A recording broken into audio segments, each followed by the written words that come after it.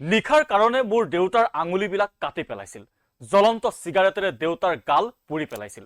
মাকৰ সন্মুখত উমা গগৈৰ দুয়োজনী ছোৱালীক ৰাতিপুৱাৰ পৰা গধূলিলৈকে ধৰ্ষণ কৰি ৰাতি বোমাৰে পৰিয়ালটোক উৰুৱাই দিছিল। গোটেই অঞ্চলটো মানুহ পুৰাৰ গন্ধত মানুহ বাহিৰলৈ ওলাব পৰা নাছিল। হত্যাকাৰী নৰখাদক জয়ন্ত হাজৰিকা ওৰফে কুশল দুৱৰীৰ কি বিভৎস কাৰ্য শুনক কি ক'লে শ্বহীদ সাংবাদিক কমলা শইকীয়াৰ জীয়ৰী ডক্টৰ আকাশী তৰাই। 9 আগষ্টত 1991ত দেউতাক হত্যা কৰিছিলে। সেই কাহিনীটো জানেই চাগে আপোনালোকে। লিখাৰ কাৰণে কলমে লিখাৰ কাৰণে হাতৰ আঙুলিবিলাক কাটি দিছিলে, চিগাৰেটে য'ত ত'ত পুৰিছিলে। এতিয়া আহোঁ মই শিৱসাগৰলৈ। মই কৈছোঁ, মই উচ্চাৰণ কৰা নাই, মই কৈছোঁ আজি এগৰাকী ছোৱালীয়ে লিখিছে জয়ন্ত হাজৰিকা এলিয়াছ কুশল দুৱৰী সলাই লৈছে, কাপোৰ সলাই পেলাই গেৰুৱা কাপোৰ লৈছে, কেতিয়াবা বগা কাপোৰ লৈছে, লৈ তেওঁ বোলে প্ৰবীণ ৰাজনীতিবিদ। থাউৰাত কেনেকৈ জিকিলে মোক সুধিছে যে তেখেত জনপ্ৰতিনিধি। আপোনালোকে কেতিয়াবা গৈছে?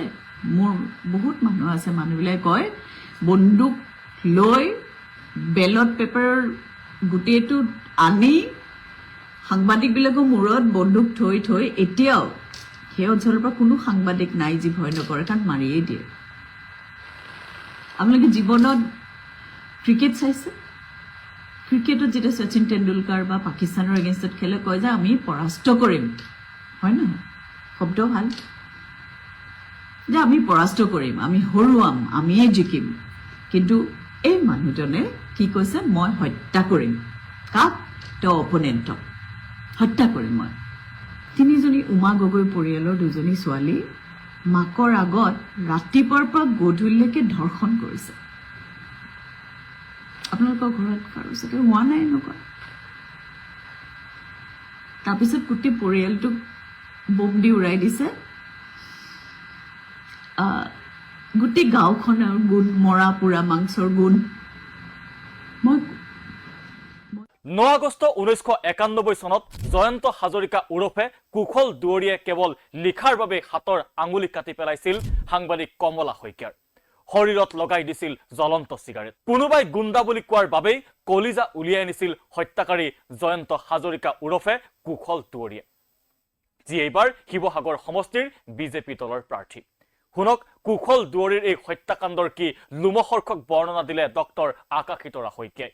9 আগষ্টত 1991ত দেউতাক হত্যা কৰিছিলে। সেই কাহিনীটো জানেই চাগে আপোনালোকে। লিখাৰ কাৰণে কলমে লিখাৰ কাৰণে হাতৰ আঙুলিবিলাক কাটি দিছিলে, চিগাৰেটে য'ত ত'ত পুৰিছিলে। এতিয়া আহোঁ মই শিৱসাগৰলৈ। মই কৈছোঁ, মই উচ্চাৰণ কৰা নাই, মই কৈছোঁ আজি এগৰাকী ছোৱালীয়ে লিখিছে জয়ন্ত হাজৰিকা এলিয়াছ কুশল দুৱৰী সলাই লৈছে, কাপোৰ সলাই পেলাই গেৰুৱা কাপোৰ লৈছে, কেতিয়াবা বগা কাপোৰ লৈছে, লৈ তেওঁ মই কিতাপত কি লিখিম? এই নেৰেটিভছবিলাক মই কোৱা নাই, আপোনালোকে পঢ়িছে, চাইছে। তাত কি ৰাজনীতি আছে? তাত মানৱ নীতি আছে। মানুহবিলাক 35 বছৰৰ মানুহবিলাক ডবি আছে, কৈছে, নোকোৱা নহয়। শইকীয়া ৰিপৰ্ট শইকীয়া ৰিপৰ্টত তেওঁলোকে কৈছে, গোটেইবিলাক ৰিপৰ্টো দিছে, কিন্তু ন্যায় পোৱা নাই মানুহবিলাকে। মোক কালি কেইবাজনীও ফোন কৰিছে, ফোন কৰি কৈছে বাইদেউ ৰাতি ৰাতি কিবা কান্দি থকা লাগে, আত্মাবিলাকে কান্দাৰ নিচিনা লাগে। মোৰ দেউতাৰ সমাধিৰ ওচৰতো বহুতে কয় বোলে 3-4টামান বজাত কোনোবাই উচুপাৰ নিচিনা লাগে। কছমেটিক্স ব্ৰেণ্ড কিনিবলৈ পইচা। আপোনালোকে ভাবিলে আচৰিত পাব, যিবিলাক এতিয়া ওপৰৰ বিভাগবিলাকত আছে তেওঁলোকৰ ৱাইফসকলে মোক এবাৰ মই নিজেই কৈছে, এজনে মই নাম নকওঁ, 45 লাখ 50 লাখ এইবিলাকৰে লণ্ডনত বজাৰ কৰিবলৈ যায়।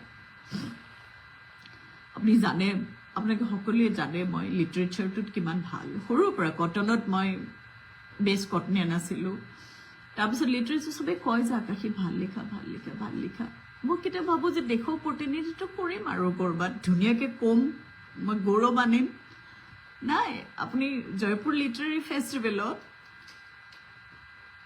জীৱনত এটা আখৰ লিখি নোপোৱা মানুহবিলাকে চৰকাৰী খৰচত লিটাৰেৰী ফেষ্টিভেলত তেওঁলোকক প্ৰতিনিধিত্ব কৰিবলৈ দিছে কি হৈ আছে এখন চব পলিটিচাইজেশ্যন সকলো পলিটিচাইজেশ্যন কোনোবাই এৱাৰ্ড দুটামানৰ লোভত কৰিছে এই যে মানুহবিলাকে তাৰ ভিতৰত বহুত সাংবাদিক আছে বহুত সাহিত্যিক আছে বহুত আৰক্ষী যিকোনো বিষয়ে মই নকওঁ নাম নকওঁ কিন্তু মইতো দেখিতো আছো নহয় কি আছে আশা মোৰ একো নাই বহুতে এতিয়া মই আহোঁ মুদ্দাৰ কথালৈ মুদ্দা যে উন্নয়ন বহুতে মোক কৈছে বাইদেউ এতিয়াৰ যিজন বিধায়ক শিৱসাগৰৰ বাইদেউ উন্নয়ন কৰা নাই মই কৈছোঁ আপোনালোকে কেতিয়াবা ধৰিছে নেকি তেখেতলোকক মানে ইলেকশ্যন হৈ গ'ল তাৰপিছত ঘৰৰ ল'ৰা ঘৰলৈ গ'ল 5 বছৰ আপোনালোকে শুই থাকিলে এদিন ইলেকশ্যন হ'ল আপোনালোকে কটাকটি মৰামৰি লাগিলে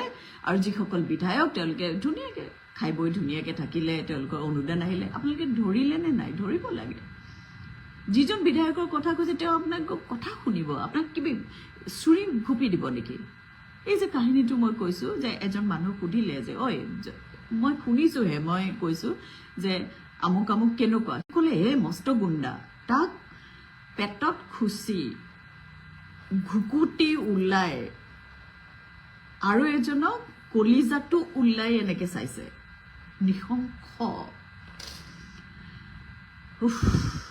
নৃশংস হত্যা মানে পৃথিৱীৰ বুৰঞ্জীত এনেকুৱা মানুহ এনেকুৱা অমানুহ নৰখাদক বোলে নিক নেম মই কেতিয়াও শিৱসাগৰলৈ নাযাওঁৱে মই মোক দেউতাৰ কিবা তেজৰ চকুৰা থকাৰ নিচিনা লাগে যোৱাবাৰ মই গৈছোঁ দেউতাৰ সমাধিলৈ গৈ সেৱা এটা কৰিছোঁ এগৰাকী কন্যাই এতিয়া কেনেকৈ মানি লয় যে তেওঁৰ বিধায়কগৰাকী তেওঁৰ পিতৃৰ হত্যাকাৰী হওক তেওঁৰ জনপ্ৰতিনিধিজন যদি তেওঁৰ পিতৃৰ হত্যাকাৰী হয় তেন্তে তেওঁ গ্ৰহণ কৰে কিদৰে কাইলৈ ঘৰখন বা গাঁওখনৰ কিবা অন্যায়ৰ বিৰুদ্ধে তেওঁ জনপ্ৰতিনিধিজনৰ ঘৰলৈ কেনেদৰে যাব যিজন জনপ্ৰতিনিধি তেওঁৰ পিতৃৰ হত্যাকাণ্ডত প্ৰত্যক্ষভাৱে জড়িত আৰু সেই হত্যাও যদি হয় অত্যন্ত বৰ্বৰ অমানসিক লোমহৰ্ষক যি হত্যাকাণ্ডৰ কথা ক'বলৈ গৈ অসহায়ভাৱে চকু পানী টুকি উঠিছিল কন্যাই আৰু সেইজন কুশল দুৱৰীকে আনি এইবাৰ বিজেপি দলে প্ৰাৰ্থিত্ব প্ৰদান কৰিছে ঐতিহাসিক শিৱসাগৰ সমষ্টিত একাধিক হত্যাত অভিযুক্ত কুশল দুৱৰীক